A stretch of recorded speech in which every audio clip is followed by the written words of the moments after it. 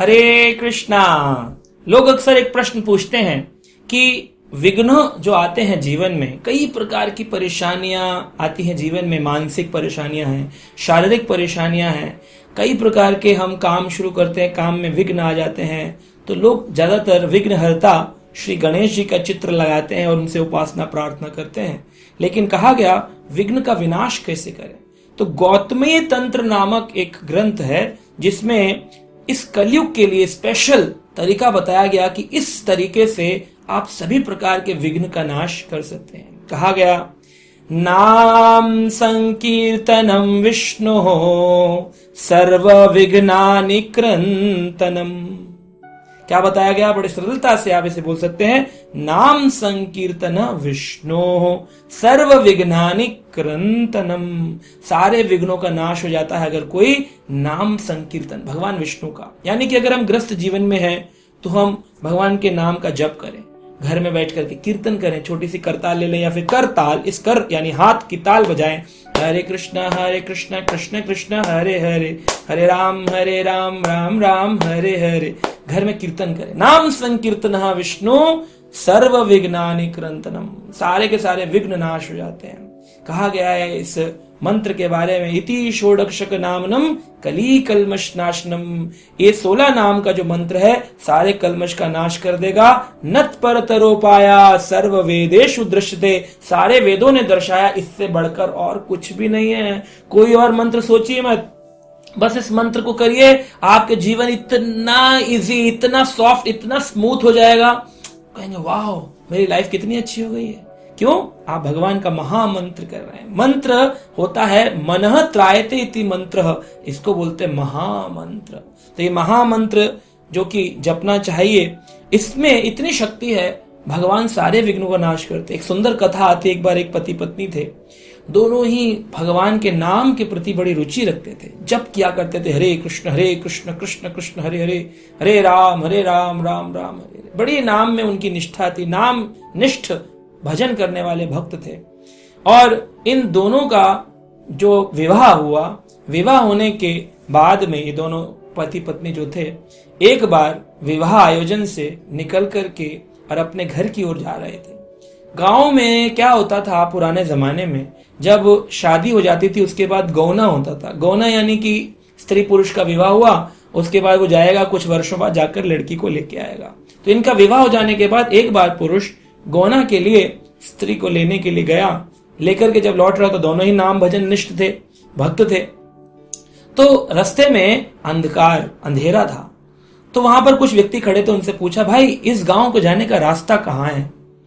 तो और लोग बोलने लगे जी हरे कृष्णा जी राम राम, यहाँ से ये शॉर्टकट है, आप हमको इतने रुपए दे देना, हम आपको जंगल के रास्ते से निकाल देंगे, ये शॉर्टकट है, छोटा रास्ता है, बाहर से जाएंगे तो बहुत लंबा है और बारिश की भी आशंका है, इधर से जाएंगे छोटा रास्ता, जल्दी आप पहुंच जाएंगे। तो पुरुष बोला मुझे तो ये आदमी कैसे लग रहे हैं, थोड़े से नकली लग रहे हैं। तो स्त्री कहती है अरे भगवान का नाम लेने वाला कभी झूठ बोल सकता है? अरे ये तो भगवान के भक्त हैं, देखिए बोले थे ना हरे कृष्ण बोल रहे थे, तो भगवान का नाम लेने वाला व्यक्ति झूठ कैसे बोलेगा? आपको नाम पर, भगवान पर विश्वास नहीं है? जहां भगवान का नाम है वहां भगवान हमारी रक्षा करेंगे, आप क्यों चिंता करते हैं?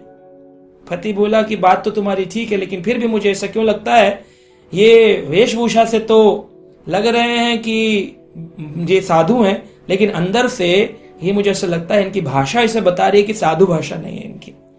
अब वहां पर वो चोर लुटेरे थे, साधु वेश बना के खड़े थे। सोचा ये बहुत सारा सोना पहन के लड़की आ रही है, ससुराल को जा रही है, इसको लूट लेंगे।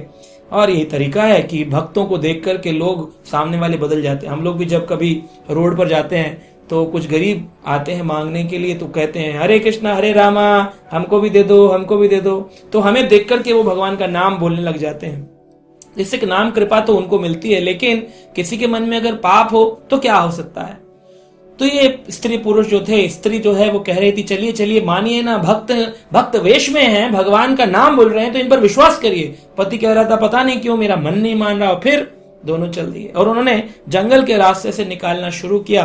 आधे ही रास्ते पहुंचे थे कि चोरों ने क्या किया, साधु वेश त्याग दिया और बोले हम तुम्हें लूटना चाहते थे, हम चोर हैं।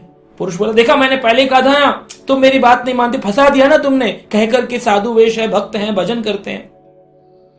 स्त्री बोली, जो भी था मुझसे गलती हो गई, लेकिन अभी क्या कर सकते हैं। और उन्होंने उस स्त्री के सारे सोने के कुंडल, नथनी, कड़े, चूड़ी, पायल, सोने की तगड़ी, सोने का सामान, जितना सोना चांदी ज्वेलरी था, सब उस औरत का छीन लिया। आदमी बीच में रुकाव करने के लिए आया तो उन चोरों ने तलवार से उसकी गर्दन काट दी। जब उसकी गर्दन कट गई तो स्त्री रोने लग गई, ये क्या हो गया प्रभु, ये क्या हो गया, अनर्थ हो गया, मैं तो अभी विवाह करके घर ही जा रही थी, गोना हुआ था, ये क्या हो गया, अनर्थ हो गया, मैं विधवा हो गई। तभी देखते हैं बहुत जोर की हवा चलने लगी, बारिश का मौसम बन गया और बिजली कड़कने लग गई, जोर की बिजली कड़की और वो आकर के उन चारों चोरों के ऊपर गिरी और चारों के चारों का क्या हो गई, मृत्यु हो गई। और वहां पर देखते हैं भगवान प्रकट हुए और भगवान ने प्रकट होकर के उस स्त्री के सारे सोने चांदी उसको पुनः प्रदान किए और रोने लगी, प्रभु आपने दर्शन दिए, मुझ जैसी पतिता को आपने दर्शन दिए, मैं तो पतित हूं, आपने मुझे दर्शन क्यों दिए। तो भगवान कहते हैं तुम्हारी नाम निष्ठा के कारण। और फिर उनके जो पति देव थे उनकी गर्दन जो काट दी गई थी उसको भी पुनः जीवित किया, जोड़ करके भगवान ने और स्त्री पुरुष को जंगल पार करा के उनके घर तक छोड़ा। तो इस तरह से हम देखते हैं जीवन में अगर कोई विघ्न आए भी तो उन विघ्नों का हल होता है, क्योंकि भगवान अपने भजन करने वाले भक्तों के प्रति बड़े ही प्रेमी रहते हैं। तो हमारे जीवन में अगर कोई विघ्न हो या आने वाले हमें लगता है कि आ सकते हैं, हमें तैयार रहना चाहिए, नाम संकीर्तन करते रहना चाहिए। रोज घर में ग्रस्त जीवन में व्यक्ति को कम से कम 15 मिनट भगवान का कीर्तन रोज करना चाहिए परिवार के साथ में, और नाम का जाप करना चाहिए माला लेकर के।